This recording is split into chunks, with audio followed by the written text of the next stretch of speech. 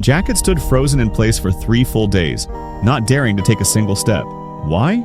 Because he was standing on a landmine. One wrong move would end his life, just like it had for his comrade, who'd set off a nearby mine and lost a leg. Maybe. Jack looked at his wounded friend, bleeding, and knew the situation was dire. If the bleeding didn't stop, his friend would die quickly.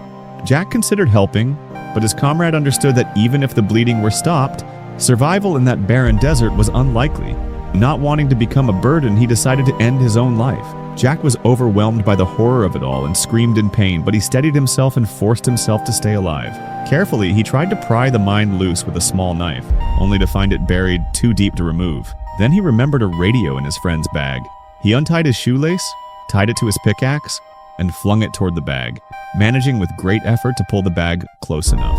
Once he'd grabbed the radio, he called the base for help and received a shocking reply. A massive sandstorm is approaching. We won't be able to reach you for 52 hours. Jack looked up at the clear sky, stunned. Hours passed while he waited. Then an idea came to him. He took out his pistol and fired a shot into the air, hoping someone nearby would hear. Sure enough, shortly afterward, a local man appeared. He walked with steady, cautious steps as if he knew exactly where the mines were, and eventually reached Jack. In that moment, Jack felt a new flicker of hope amid the desert's darkness.